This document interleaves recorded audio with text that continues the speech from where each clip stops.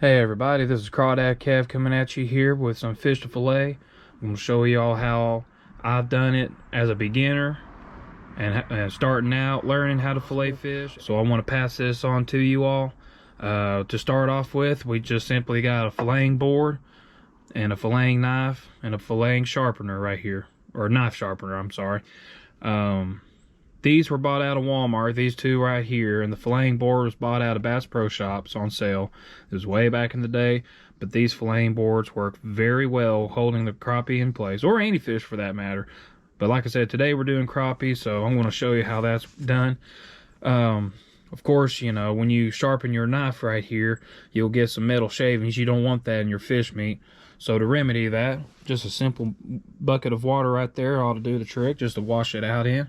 And then, of course, when we get the fillets cut, we've got the meat to put on the ice right here. And today is about 36 degrees, so it's not really a terrible deal to have an ice in your bowl like this for fish, since it's so cold anyway. Meat's not going to rot or anything of that nature if it takes you a while to cut. But of course, when it's warmer, you'll definitely need a little bowl of ice to sit your fillets on to keep the meat fresh. But all of this, it ain't even worth doing if you don't have any fish to cut. So here's my trusty little cooler here that I stowed my fish in. I got one crappie here on the very top, but I've got a lot more here on the bottom. We got we got about 6 crappie all together. So we're going to show you the first one and how to cut it. And the first crappie we're going to be cutting is actually going to be a magnolia. Old black nose crappie. Boy, they are pretty fish. Let's start out here where the dorsal fin starts right here. Just go in about 1 inch. Cut across the back right here, brushing against the spine. All the way up to the head. Right behind the gill plate and the fin. Cutting at an angle. I wish I was ambidextrous. I could do it just better with being left-handed on this deal, but this is how I do it, and this is just the way I've been doing it. It's been working, so ambidextrous ain't really nothing for me to worry about. Anyway, come right back through here. Cut all the way up to where the fins stop right there. Come back through. Cut across the meat like so.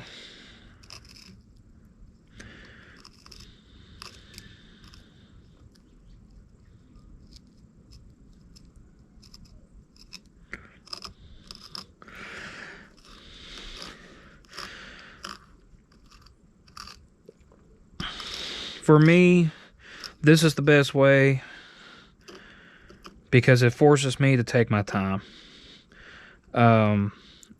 Whenever I get in a hurry, and I'm sure many others like me will say this, when I get in a hurry, I get sloppy.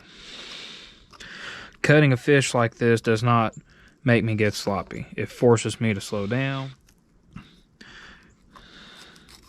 It's definitely a slower process compared to what others have shown and how they do it. But this is just the way that I do it. It's just a preference. It forces me to slow down to maximize how much meat that I can get from a crappie.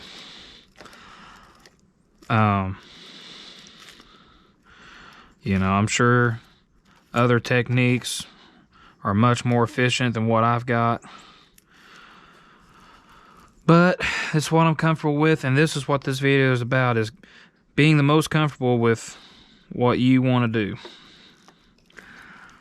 So, anyway, if watching this video gets you started is going to get you started this way on how to start filleting fish, and it works for you, then that's all that matters. If somebody else is telling you you're doing it wrong, tell them it don't matter. There's no wrong way to do it.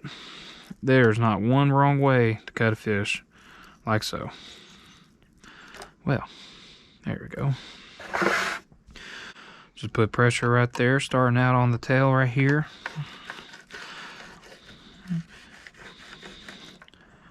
When I cut through the meat, I'm actually cutting the knife a little bit in an angle. Like right there, it looks like the knife is pointing flat, but actually I've got a little bit of the backside right here lifted up. Just barely. I mean, barely lifted up. If you lift it up too high, you'll cut through the scales and this back part of the skin.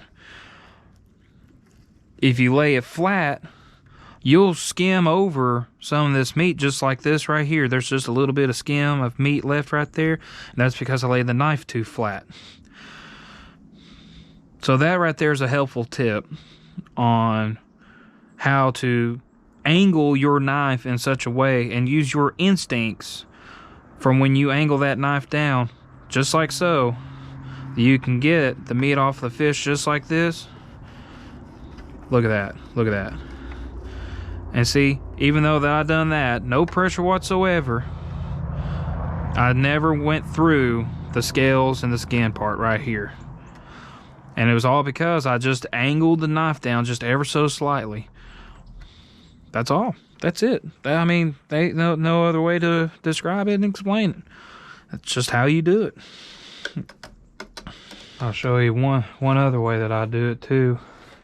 Depends on how big the fish is. But it's going to start off the same. Right there at the start of the dorsal. Come across the spine. No different. Up to the head. Get behind the fin and the gill flap. Cut through like so. Same deal. Also going right back through here. Same exact deal. Here's where we're about to get into something just a little bit different. This also might be a better way for some people to do this too. Instead of going back and cutting through and starting to cut the fillets off right here and then going back this way, go ahead, once you get to the end of this dorsal fin, go straight across like so. That part right here takes a little bit of practice, because when I started out I was poking it about ½ an inch up from the fin here, and that's just wasting too much meat. But in this case, you know, I've been doing it long enough. I know, okay, I can stay along the contour line of the spine down to where the rib cage ends right here and such, and I can use again my instincts to figure out, okay, my pointy end is going to come out right just above that bottom fin right here. So then, no different. You follow the contours of the bones and the spines and such all the way to the tail. Cut up like so. You're left with that right there. In this case, you'll start filleting going backwards. Just like so. No different, following the contour lines and such, but you're going backwards with it.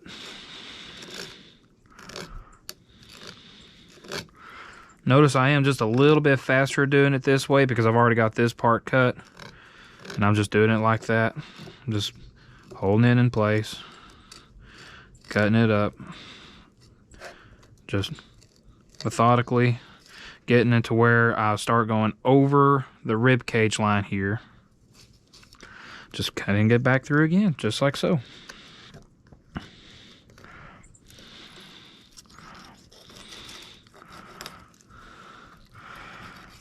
Now in this case, I've already followed up a lot of the rib cage line right up to here to this point. So I know when I get to this spot right here, I can go ahead and start cutting back towards the belly, if this knife will let me. And I can just go ahead and get the meat from the belly from this angle without cutting through the bone. I did cut through some of the bone right there, but that is okay. Actually, no, I didn't. I did right there, just a little bit. That's okay, we'll cut that out. That's actually the bone right there. If I can just get that out. There we go, that's good. That ain't no problem. All right.